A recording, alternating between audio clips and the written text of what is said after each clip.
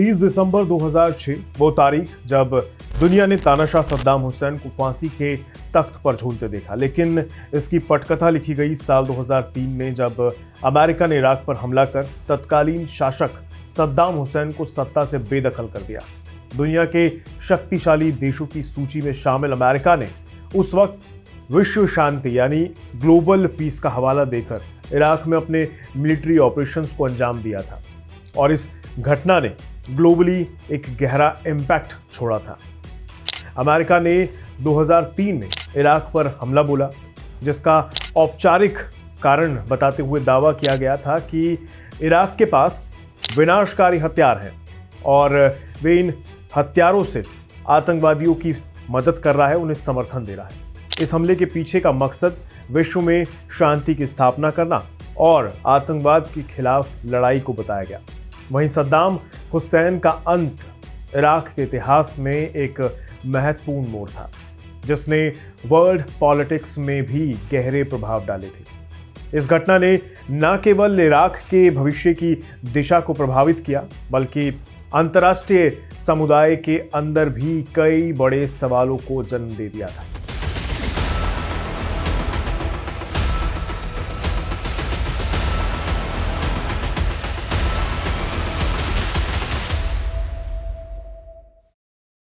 क्या इस वॉर को जस्टिफाई किया जा सकता है?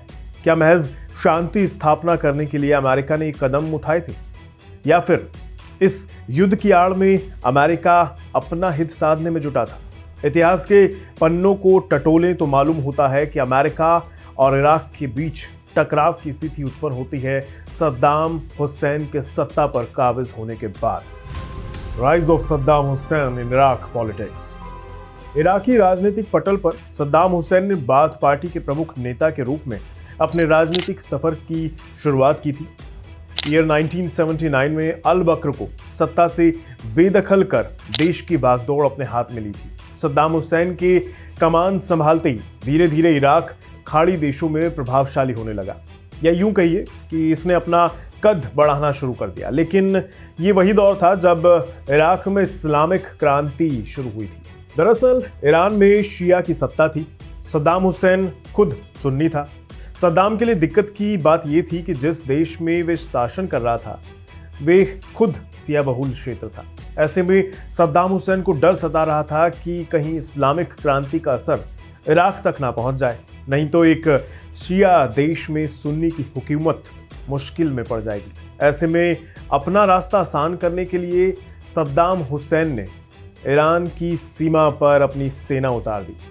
शुरुआती दौर में इराक ने ईरान के कई इलाकों पर कब्जा कर लिया, लेकिन धीरे धीरे ईरान ने वापसी की और इराक के कई इलाकों पर कब्जा कर लिया। 20वीं सदी के अंतिम दशकों में शुरू हुआ ये युद्ध करीब 8 साल तक चला। खाड़ी युद्ध के नाम से मशहूर इस लड़ाई में लाखों लोगों ने अपनी जान गंवा दी। हालांकि इसके बाद भी इस युद्ध का कोई नतीजा नहीं निकल सका, लेकिन राजनीतिक परिवेश में खाड़ी युद्ध ने अलग वैश्विक समीकरणों की नींव रख दी थी उस टाइम में। Iraqi relation with gulf countries. Saddam Hussain की राजनीतिक तानाशाही के बावजूद अमेरिकी नेताओं ने इराक को समर्थन देकर ईरानी विस्तारवाद के खिलाफ एक महत्वपूर्ण ढाल के रूप में खुद को खड़े रखा। ईरान इराक युद्ध विराम के बाद अमेरिका ने शांति स्थापित करने का नाटकीय वादा जरूर किया, लेकिन अमेरिकी अधिकारियों को यह उम्मीद थी कि सद्दाम हुसैन अपने देश और मध्य पूर्व को शांति, समृद्धि और संयम की ओर ले जाएगा। माना जाता है कि यही कारण था कि अमेरिका और अमेरिकी अधिकारियों ने सद्दाम हुसैन के मानव अधिकारों के हनन, उनकी हिंसात्मक प्रवृत्ति और उनकी राजनीतिक तानाशाही के भयानक रिकॉर्ड को संबोधित करने से भी परहेज किया था उस टाइम पे। इसके साथ ही तेल के लिए पश्चिमी देशों की प्यास पर भी चुप्पी साधी रखी अमेरिका ने उस टाइम पे। हालांकि आगे ये सिचुएशन में अमेरिका का रोल साफ हो जाता है, जहां एक तरफ खाड़ी युद्ध के बाद इराक की अर्थव्यवस्था चरमराने लगी, तो उसने अपने साथी देश से अपना कर्ज माफ करने की मांग सामने रखी। इसके साथ ही अपनी डिमांड लिस्ट में अंतर्राष्ट्रीय तेल कीमतों को स्थिर करना और मार्शल प्लान की तरह ही अर्बन प्लान बनाना जो इराक के पुनः निर्माण में सहायता प्रदान करे। इन सब की बात सामने रखी गई। आपको बता दें कि मार्शल प्लान, जिसे आधिकारिक रूप में यूरोपियन रिकवरी प्रोग्राम के नाम से भी जाना जाता है, इसे सेकेंड वर्ल्ड वॉर के बाद यूरोप की इकोनॉमिक रिकवरी और पुनः निर्माण के लिए अमेरिका द्वारा प्रस्तावित और लागू किया गया था। एक महत्वपूर्ण कार्यक्रम के तौर पर इसे चलाया गया था ताकि यूरोप का फिर से निर्माण हो सके। इसका नाम उस समय के अमेरिकी विदेश मंत्री जॉर्ज मार्शल के नाम पर पड़ा था। बहरहाल कुछ दिनों की तनातनी के बाद सऊदी अरब और कुवैत इराक का कर्ज माफ करने के लिए तैयार हो गए थे। हालांकि दोनों देश इसका सार्वजनिक ऐलान करने से परहेज कर रहे थे उस टाइम पे। उनके मुताबिक कर्ज माफी का ये कदम अंतर्राष्ट्रीय स्तर पर एक गलत छवि को प्रदर्शित कर सकता है। इन सबके बीच सद्दाम हुसैन एक अलग ही युद्ध की रणनीति में जुटे हुए थे, एक अलग तैयारी कर रहे थे उस समय में। कुवैत संग बढ़ते तनाव के बीच सद्दाम हुसैन ने करीब 1 लाख सैनिकों को कुवैती सीमा पर तैनात कर दिया था। 2 अगस्त 1990 को ईरानी सेना ने कुवैत पर चढ़ाई कर दी। इराकी सेना के खौफ से करीब 3 लाख लोग पलायन कर चुके थे तब, जिसमें नागरिकों के साथ साथ देश के शासक भी शामिल थे। कहा जाता है कि इराक के हमले के बाद कुवैत की सीमा से कई जहाज़ों ने उड़ान तो भरी थी, लेकिन जवाबी कार्रवाई के लिए नहीं, बल्कि जान बचाकर सऊदी अरब में शरण के लिए। कुवैत पर कब्जा करना इराक के लिए बेहद आसान रहा उस टाइम। इसके साथ ही अब कुवैत की सीमा से इराकी सेना सऊदी तेल क्षेत्रों से आसान दूरी पर थी। कुवैती और इराकी भंडार के साथ साथ इन क्षेत्रों पर नियंत्रण से सद्दाम को दुनिया के ज्यादातर तेल भंडार पर कंट्रोल हासिल हो जाता।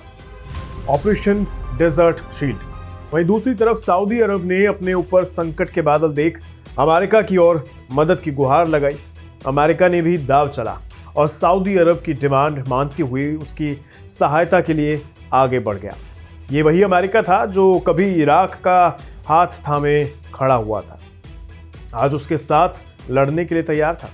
एक्सपर्ट्स के मुताबिक अमेरिका ने कहा था कि वो कभी खाड़ी देशों के आपसी विवाद में नहीं पड़ेगा, उनके बीच नहीं आएगा। हालांकि इस युद्ध में कूदकर उसने अपनी ही बात को गलत साबित कर दिया। सऊदी अरब पर हमले का खतरा देखते हुए तत्कालीन अमेरिकी राष्ट्रपति जॉर्ज H.W. बुश ने तुरंत घोषणा कर दी कि अमेरिका इराक को सऊदी अरब पर आक्रमण करने से रोकने के लिए फुल डिफेंसिव मिशन शुरू करेगा, जिसे नाम दिया गया ऑपरेशन डेजर्ट शील्ड। अमेरिका ने अपने सहयोगी देशों के साथ मिलकर सऊदी अरब में बड़े पैमाने पर मिलिट्री फोर्सेस की डिप्लॉयमेंट कर दी और इसका मकसद क्षेत्रीय सुरक्षा प्रदान करना और इराक के संभावित आक्रमण को रोकना था। Operation desert storm. यह अभियान क्षेत्रीय सुरक्षा के लिए महत्वपूर्ण था और इसके बाद में जनवरी 1991 में शुरू हुआ ऑपरेशन डेजर्ट स्टॉर्म की नींव रखी गई, जो इराकी सेनाओं को कुवैत से बाहर खदेड़ने के लिए एक संयुक्त सेना अभियान था। ऑपरेशन डेजर्ट स्टॉर्म की शुरुआत मिसाइल हमलों के साथ हुई थी, जिसमें इराक की मिलिट्री और कम्युनिकेशंस सुविधाओं पर भारी बमबारी की गई थी। उसके बाद ग्राउंड फोर्सेस ने इराकी मिलिट्री के खिलाफ अटैक कर दिया, उनसे जमीनी स्तर पर मोर्चा संभाला। इस अभियान में अमेरिका के लीडरशिप में कई देशों की सेनाएं शामिल हो गई थी, जिसमें ब्रिटेन, फ्रांस, सऊदी अरब और कई देशों की सेनाएं आपको शामिल होती दिखी। इसके परिणाम स्वरूप इराकी सेनाएं कुवैत से पीछे हट गईं और कुवैत को मुक्त कराया गया। इस युद्ध ने इराक और कुवैत और साथ ही पूरे मध्य पूर्व क्षेत्र में बड़े पॉलिटिकल और ह्यूमैनिटेरियन इम्पैक्ट डाले। उस टाइम पर यह बहुत बड़ा युद्ध था। इस युद्ध के खत्म होने के बाद भी इराक में अस्थिरता और संघर्ष जारी रहे। इस अभियान ने दुनिया में अमेरिका के सैन्य और राजनीतिक प्रभाव को भी दर्शाया। ऑपरेशन डेजर्ट स्टॉर्म आधुनिक इतिहास में एक बहुत ही इम्पॉर्टेंट मिलिट्री इंसिडेंट रहा, जिसके गहरे और दीर्घकालीन परिणाम देखने को मिले। America occupied Iraq. अभी इस युद्ध की आग ठंडी भी नहीं हुई थी कि अमेरिका में आतंकवादी हमले का भयावह मंजर नजर आया। अमेरिका पर 11 सितंबर 2001 के आतंकवादी हमलों से घबराए राष्ट्रपति जॉर्ज डब्ल्यू बुश के नाम से आप इन्हें जानते हैं। इन्होंने सद्दाम हुसैन के क्रूर शासन को खत्म करने के लिए इराक पर मिलिट्री अटैक की शुरुआत की। इस तनाव ने समय के साथ जंग का रूप ले लिया। 17 मार्च 2003 अमेरिकी राष्ट्रपति बुश ने सद्दाम हुसैन को 48 घंटों के भीतर इराक छोड़ने या फिर अमेरिकी सेना के क्रोध का सामना करने का अल्टीमेटम जारी कर दिया। उम्मीद के मुताबिक हुसैन ने अल्टीमेटम का विरोध किया तो बुश ने आक्रामकता दिखाते हुए 19 मार्च को इराक पर हमला करने का निर्देश दे दिया। इसके बाद करीब 1,25,000 अमेरिकी सैनिकों ने 20,000 ब्रिटिश और 500 ऑस्ट्रेलियाई सैनिकों की सहायता से हवाई और जमीनी कार्रवाई शुरू कर दी, जिसके परिणाम स्वरूप तुरंत सैन्य जीत हुई। लगभग 500 घंटों तक चले युद्ध अभियानों में हमलावर सेनाओं ने लगभग 4 लाख सैनिकों ने इराकी सेना को हरा दिया और देश पर अपना कब्जा कर लिया। अमेरिका ने इराक से सद्दाम हुसैन की तानाशाही का अंत किया। हालांकि सद्दाम हुसैन के पतन के बाद इराक में गंभीर अस्थिरता और हिंसा फैल गई। इसमें अल कायदा और बाकी सुन्नी विद्रोही समूहों का उदय हुआ, जिसने बाद में इस्लामिक स्टेट ISIS का रूप लिया। अमेरिका ने इराक में कई वर्षों तक अपनी मिलिट्री प्रेजेंस को बनाए रखा, जिसे धीरे धीरे कम किया गया और 2011 में अमेरिकी सेना ने इराक से अपनी बड़ी मिलिट्री प्रेजेंस को वापस ले लिया। What was the story of America-Iraq War? इस युद्ध के दूसरे पहलू पर अगर नजर डालें तो कुछ जानकारों के अनुसार अमेरिका ने तेल की जरूरतों को पूरा करने के लिए दांव खेला था। इराक से युद्ध के बाद बाकी खाड़ी देशों जैसे सऊदी अरब, कुवैत, बहरीन, कतर, ओमान और संयुक्त अरब अमीरात की सहायता से अमेरिका को तेल प्राप्त होता रहा। अमेरिका ने खाड़ी देशों के साथ मिलकर क्षेत्रीय सुरक्षा और स्थिरता के लिए कई सैन्य और सुरक्षा समझौते किए थे। इसमें मिलिट्री बेसिस की स्थापना करना, मिलिट्री एक्सरसाइज करना और आर्म्स सेल्स भी शामिल थी, यानी हथियारों की सौदागी। अमेरिका ने अपना हित साधने के लिए ओपेक देश यानी पेट्रोलियम निर्यातक देशों के संगठन का भी अपनी जरूरत के हिसाब से उपयोग किया था। ध्यान रहे, अमेरिका एक प्रमुख तेल उपभोक्ता देश है। ऐसे में ओपेक, जो कि ऑयल प्राइसेस और ऑयल की सप्लाई को कंट्रोल करता है, उससे अमेरिका कैसे बच सकता है? ओपेक के सदस्य देश ग्लोबल ऑयल मार्केट में अपने उत्पादन के माध्यम से कीमतों को प्रभावित करते हैं। यही कारण है कि अमेरिका ने ओपेक सदस्य देशों, स्पेशली मध्य पूर्वी देशों के साथ गहरे राजनीतिक और आर्थिक संबंधों को बनाए रखा, उनके साथ उनको मजबूत बनाया और इसका फायदा भी उठाया। हालांकि मौजूदा समय में अमेरिका ने अपनी एनर्जी पॉलिसीज में कुछ बदलाव किए हैं, जिसमें शेल गैस और ऑयल का प्रोडक्शन बढ़ाना शामिल है, जिससे उसकी ओपेक देशों पर निर्भरता कम हुई है। यही कारण है कि अब अमेरिका की जो खाड़ी देशों को लेकर नीतियां हैं ना, उसमें बदलाव देखने को मिलता है। Impact of oil prices on global politics. America में ऑयल प्रोडक्शन बढ़ने से ग्लोबल लेवल पर ऑयल प्राइसेस पर असर पड़ा है। ये ओपेक और बाकी ऑयल प्रोडक्शन कंट्रीज के लिए एक बड़ी चुनौती बनकर भी उभरा है। तेल के प्रोडक्शन के साथ साथ अमेरिका का ध्यान एनवायरनमेंट में सस्टेनेबिलिटी लाने और न्यू एनर्जी सोर्सेज को बढ़ावा देने की ओर भी है। इस प्रकार से अगर आप देखें तो अमेरिका का ऑयल प्रोडक्शन न केवल उसकी आर्थिक और ऊर्जा नीतियों के लिए इम्पॉर्टेंट है, बल्कि ये ग्लोबल एनर्जी मार्केट में और पॉलिटिकल डायनेमिक्स पर भी एक इम्पॉर्टेंट इम्पैक्ट डालता दिखाई देता है।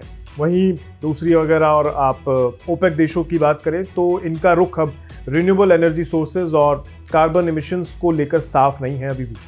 ट्रेडिशनली अगर देखा जाए तो ओपेक के सदस्य देश ऑयल और गैस के प्रोडक्शन पर ही निर्भर रहे हैं हमेशा से, लेकिन ग्लोबल क्लाइमेट चेंजेस के कारण और सस्टेनेबिलिटी इश्यूज को देखते हुए अब इन देशों में रिन्यूएबल एनर्जी सोर्सेज की ओर रुझान बढ़ रहा है। उनका ध्यान भी इस तरफ जा रहा है, क्योंकि तेल और गैस का उत्पादन और इनका उपयोग कार्बन एमिशंस को बढ़ावा देता है। जाहिर है जो क्लाइमेट चेंजेस के लिए मुख्य रूप से जिम्मेदार हैं, नुकसानदेही हैं आपके लिए, हमारे लिए, इन देशों के लिए।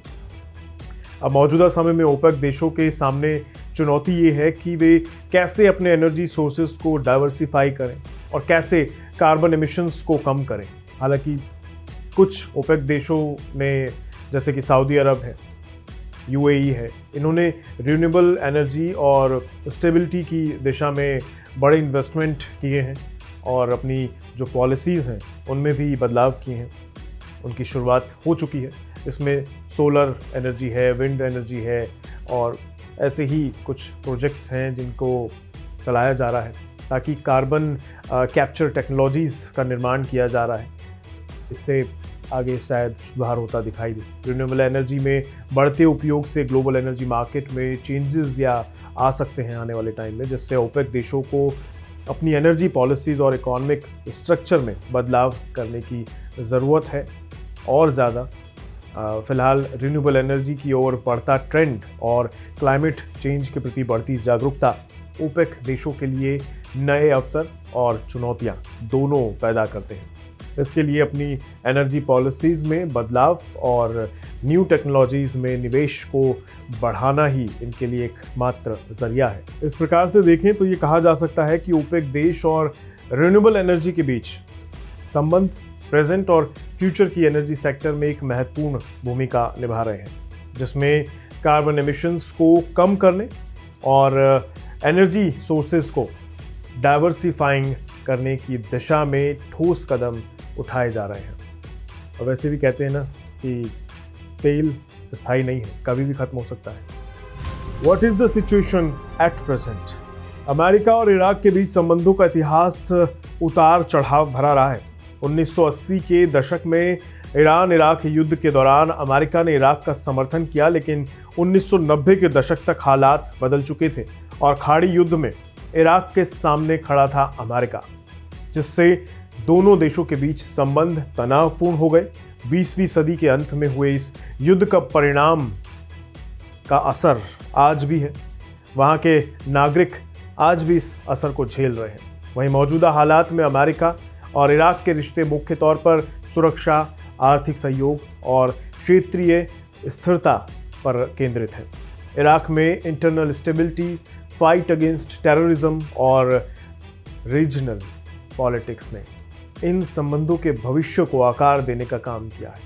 वहीं दूसरी तरफ ऊर्जा के क्षेत्र में भी खाड़ी देशों पर अमेरिका की निर्भरता कम हुई है, जिसके कारण अब इन देशों की राजनीतिक हालातों पर नज़र रखने के बजाय अमेरिका अपने देश की आर्थिक प्रगति की तरफ ध्यान दे रहा है। आज के इस मुद्दे में, इस टॉपिक में इतना ही। कुछ नया जानने की अगर इच्छा रखते हैं तो आप भी कोई टॉपिक सजेस्ट कर सकते हैं। बाकी फिर मिलेंगे किसी नए टॉपिक के साथ, किसी नए मुद्दे के साथ। तब तक के लिए दीजिए इजाज़त। नमस्कार।